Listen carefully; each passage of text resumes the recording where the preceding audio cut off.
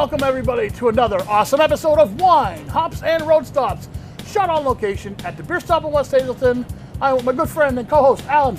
How you doing today? I'm doing fantastic. The sun is out finally. We're getting summer for one day, I guess, right? Yep, well, we'll be back to fall tomorrow. I'm sure it's been a really wet spring. It's been terrible, but that's okay. We're here to talk about awesome beers, and we got some beers in front of us right now. What we got? Well, luckily I just got back from a trip from England. Luckily. So I spent a couple of days there roaming around drinking beers.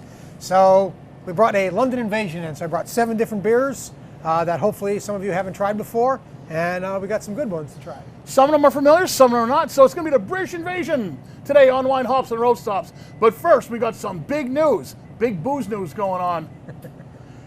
Dogfish Head merges with the Boston Beer Company. This is huge news. The Boston Beer Company, the producers of Sam Adams, and the second largest craft brewer in the United States, is merging with Dogfish Head Craft Brewery. They are the 13th largest independent brewery as ranked by the Brewers Association. That deal is valued at $300 million. Now, is this good news or is this bad news for the craft beer world? I think it's good news because it shows that some of the microbrew guys who Sam Adams started it all is now investing back into the beer world, and it's better than InBev buying them. Well, of course, that's true. So it's nice to see that, some other guys out there, hopefully they'll get better structure, better supply routes, better production numbers, so we can drink Dogfish 120 all year long. So you're saying it's probably going to help with the distribution? I think it is, or I hope it is, I should say. I hope, yeah. Yes. Fingers crossed, because Yes. there's no details yet, but No. so it's just a bunch of craft beer lovers just saying maybe this, maybe that. We're just guessing. Yeah. I hope they don't do anything to the recipes. I don't think they will. And again, Sam Adams does more seasonals than anybody else. So they're already geared towards multiple brands, multiple varieties. I don't think it's going to be a big switch, for them at the home office. I'm optimistic, but cautious. I hope it goes well for both parties. Well, I know that's one of your staple beers, so One of my first loves, Dogfish Head. we'll try it next year and then we'll know for a fact. Definitely. Oh, that's a good idea. We'll see if it see if the recipe We'll changes. age one for a year and kind of samples next to them. Okay, I'm down with that. Next up, this just came in this morning. I have to talk about this. Brewery offered free beer as a reward for finding stolen van. The van was returned in 42 minutes. The Unknown Brewing Company posted a photo on their Facebook page about its stolen van on Monday, May 13th. And 42 minutes later, the missing truck turned up. The post on Facebook read in part, "If you stole it, bring it back. You'll also get a keg party." A woman named Caroline Faith was credited by the company with finding the van 42 minutes later, parked on a street in Charlotte, North Carolina. She posted a photo of it on Instagram as her proof, so congratulations. Maybe we could expand this to the FBI, 10 most wanted list. If you get number 3, you'll get a small party. If you get number 1, they'll take you a limo ride to your favorite bar and buy you beers all night. FBI, if you're watching, just offer free beer. You'll get those 42 minutes, that's all you need. Bang, right back. I mean, the van, it was painted. It's painted with the brewing company's logo on the side. It's literally a a billboard. 42 minutes later, there it was. And you just, hey, free beer. So I can't find my car keys in 42 minutes some days. But if I offered you free beer, would you be able to find your keys faster? Absolutely. So that is the news. And when we come back, we're going to sample some beers from the British Isles. That's right, it's the British Invasion here on Wine, Hops, and Road Stops. Don't go away. We'll be right back with more and some beer tasting. Some great beers right here. I haven't tried a lot of these, so I'm pretty excited about this. We'll be right back. Don't go away.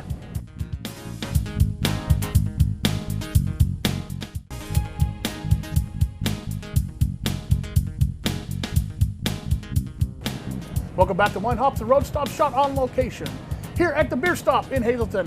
Alan, what do we have in front of us today? All right, well, as I said, we just got back from London, and it's a really nice drinking experience over there. A lot of the smaller cities, Windsor and that, their bars would basically sponsor one brewery. And it was breweries that I've never heard of, and they would just have everything from that selection and really nothing else, which was kind of an interesting play on things. So it's a little bit different than what goes on here in America as far as your beer drinking experience over there. It would almost be like a tap takeover, but they do that on just a regular basis. Wow. And that. Now, what about the temperature that the beer served at?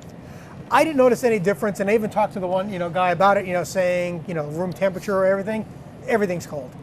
Oh, okay. So Yeah, nothing was any different. You know, the whole. they don't I really think- serve warm beer. No, I think that's a generation ago. I don't think that really holds true for today's drinkers.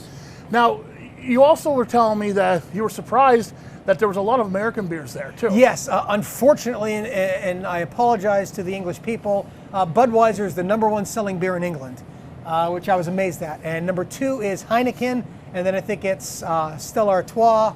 So you really, when you went into a lot of the beer bars in London, you were just getting Stella, Heineken, you know, and I was like, well, where's this? Where's that? You know, so it took a little maneuvering around to a couple of different pubs, which I didn't mind, you know, to actually find some nice. I was always looking for Fuller's beer, which always was my favorite one that I've had here. I got to have it on tap over there, and it's still my favorite English beer. So you had to do a little searching. Absolutely, yeah.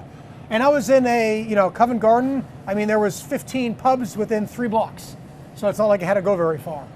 England has had a long history of beer brewing. You know, beer in England has been brewed for hundreds of years. Yep. English beer styles, including the bitter, mild, brown ale, old ale, and of course, it was also the birthplace of India Pale Ale. Now, you said that wasn't hugely popular. I was surprised at the bars, even when they had a good selection of English beers, IPAs typically was not on the menu. Wow. Yeah, there were a lot of browns, but mostly they're just the English ales. That was their #1 style. They'd have 3 or 4 variants of an English ale, and then 1 or 2 other things. So, and the IPA did originate though in England. Yes. And I know it's a hugely, well, I love it. It's a hugely popular thing here. Yes, the #1 style in America for microbrewers. But not so much, I guess, over there. Not so much. They did have them every now and then. I would find one, but usually it was paired with fruit, grapefruit IPA or a mango IPA or something else. So I guess they're just not into the super hops like we are here. So, moving on into what we have here, we're not going to see a lot of extra hopped, No. dry hopped like crazy beers right here. No, most of these are going to be in your subtle levels, but then we do have a IPA as well. Wow. And that, okay. which I was not even able to find Hobgoblin, even though we've had it on the show before, okay. and it's a regular beer.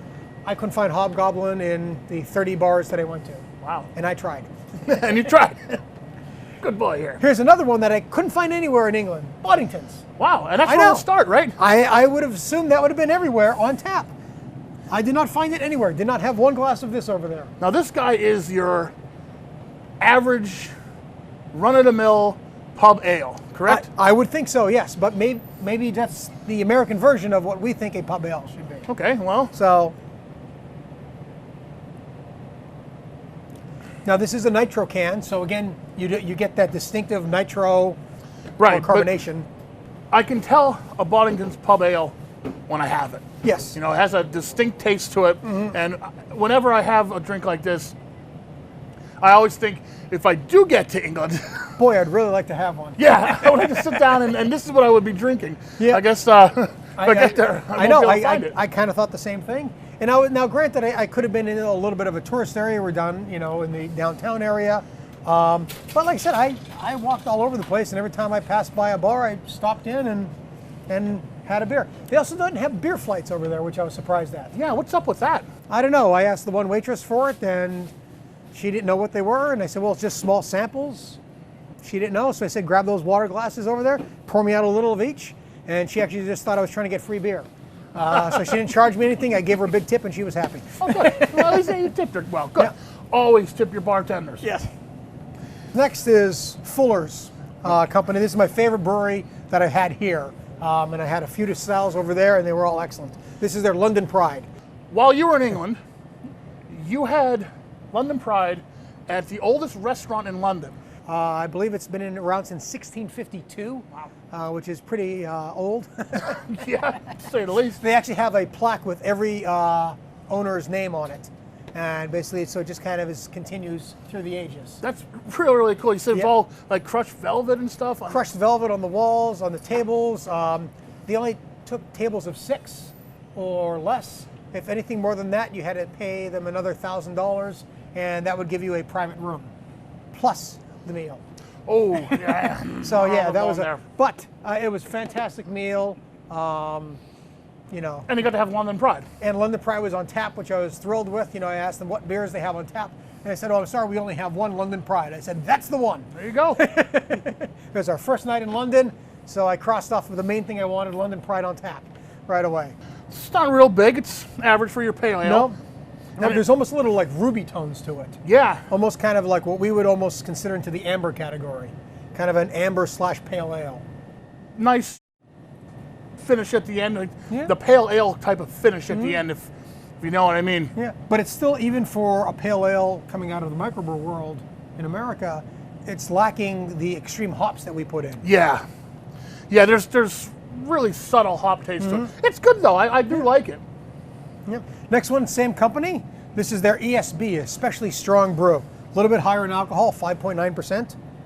So the difference between these two, the ESB to the pale ale, what would be the difference? Not much. I mean, it's basically just especially strong brew, so it's a little bit more alcohol, a little bit more body to the beer.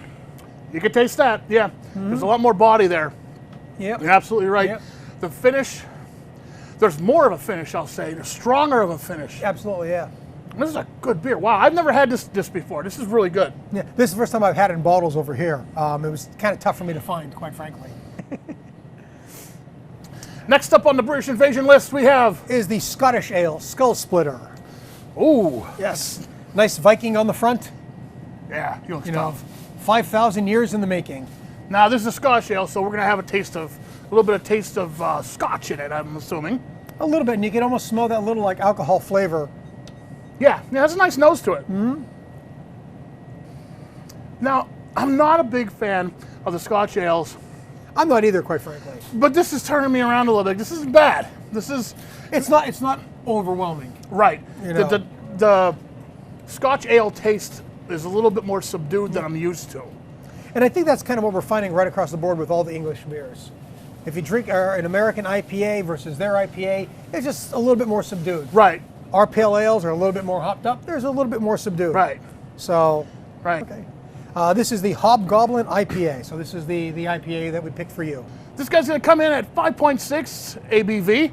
It's on a little on the low side for an American IPA, comparatively. You know, most of the American IPAs are in the 6, 7, Right. even higher sometimes. This is pretty good. Has a nice nose to Yeah, it. Real yeah. nice citrus floral. Yeah, you get the floral in the nose. Yeah, it's pretty strong. Yeah. That was a nice IPA across the board. Yeah, very good, very good. I'd have that again. All right, next is the Wells Banana Bread. Definitely smells of banana. Yeah, there's a lot of banana in that. Yeah. This is a great beer to kind of get one of when you have a group of people over One and and everybody done. get to try some. Because you're not going to want to buy a case of this. At least I wouldn't. No, I mean, but- it's just way too sweet. If you like bananas, man, there's a lot of banana in that There's finish. A lot of banana. Oh, the finish is real strong with that Yeah. banana taste. Maybe Real serve it over strong. some like vanilla ice cream. Yeah, this Banana was yeah, split.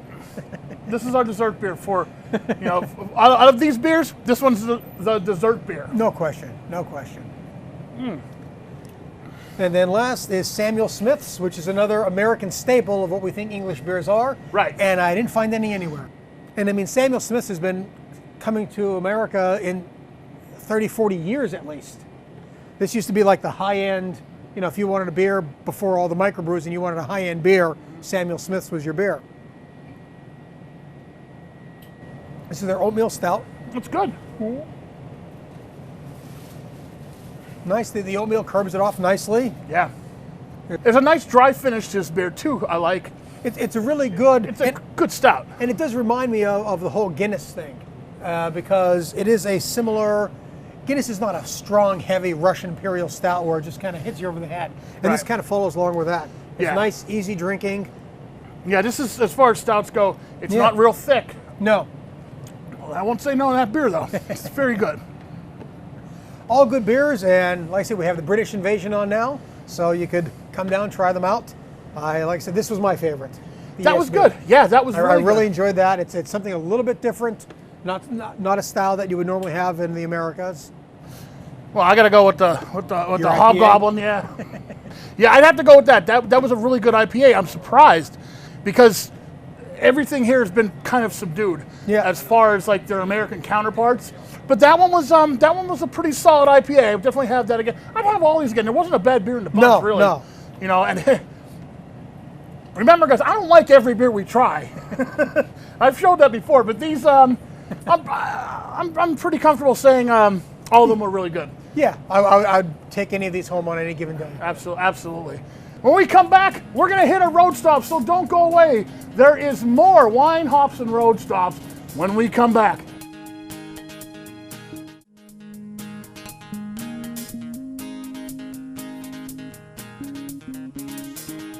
Welcome back to Wine, Hops, and Road Stops. And you may have noticed, we're wearing different clothes compared to the last segment. Wardrobe change. Yeah, that's all. Yeah. Wardrobe change, yeah. Really what happened was this episode we just shot, right after we started airing it, Evans Roadhouse, which was our road stop for that segment. They had a fire in their kitchen, and can't really show you the story that we have on them, so we're saving that for a later date. Thank God that everyone got out safe, wasn't a total loss, and best wishes to Crystal and the staff. Get that place back up and running as soon as you can. Yeah, that's been a staple in the area for a couple of decades. So yeah, we wish them the best. Yeah, absolutely. So on a later episode, we'll be back to Evans Roadhouse as soon as they reopen. So we got some extra time on the show. Let's talk about what else you've got here that we haven't really covered in any of the episodes so far. Okay. All right. Well, one of the things that we have that most other people don't have, everybody has the wines. We have the Kalitos wine, Okay. which is basically means, I believe, 3 butts. It's a very popular, particularly with the Dominican population. It's a sweet red, and the whites are very sweet as well. And that just tends to, the sweet wines tend to be that Caribbean style of wine. Another wine to sit back and sip on a nice warm day. Yep. And also a lot of the barefoot wines. That's probably the biggest mover, right now is the barefoots. They've taken over leaps and bounds. They've lowered their price in a lot of their bottles. So it's for a double bottle, you're getting like $13, $14 for a double bottle. And you also have a nice line of slushies too, I see over there. It's summertime, so frozen slushies with alcohol. How can you beat that? Go right down the line to a little Go bit. right down the line. Yep, a little of this. My personal favorite is a half pina colada, half strawberry daiquiri. I call it a Miami Vice from back in the Don Johnson days. Nice. Yep, Okay. that was supposedly his drink when he lived in Florida, and they just kind of continued it. All right, okay. And also, you have your domestics, you got your imports, you got your micro beers, you got a huge selection here. And also you got the big cans. People like the big cans, the big pounder cans too. Those guys. Yep, and as you can see, our table is always just a wall of 15-pack Bud, Miller Lite, and Coors. Nothing wrong with liking the domestics. No, but actually, they're on sale for the summer at $11.50 for a 15-pack, including tax, which is $2 off the normal price. So that's a great deal that we're able to secure a discount on and pass it on. And you also bring from your own cellar sometimes things that you age, stuff that you can't get anywhere else. Yeah. Unique beers. Yeah, usually the aged stuff I keep that beers that are aged well I keep in my cellar for about 2 to 3 years. And then we bring them back out for sale. Same prices, same price tag that we had 2 or 3 years ago. So we don't really upcharge for anything on that. But it's nice to get yourself a nice aged beer. It's nice to be able to kind of get that. And again, that's something that you're just not going to find anywhere else because most people don't have 500 cases of beer aging in their cellar. No. God forbid I have a fire. Save the beer. I'll be over. And you do some glassware too. Yeah, but especially around the holidays, mostly, you do the gift packs, the Chimay gift packs, Omegang, Allagash, a lot of the Fermoise. They have the little tulip glasses for the specialty beers, and Budweiser ceramic mugs and Miller ceramic mugs, all that kind of fun stuff. We bring out a whole bunch of tap handles for sale at the holidays usually. Yeah. So if you need a tap handle, we've got, baskets and baskets from them. Do you like what we're doing here? Wine, Hops, and Road Stops on Facebook. Find us, facebook.com/Wine, Hops, and Road Stops. That's anything you want. We'll be right back with more Wine, Hops, and Road Stops right after these messages. Don't go away. Yep, we're going to change our clothes into the commercial again. We'll change our clothes next. And we'll be back.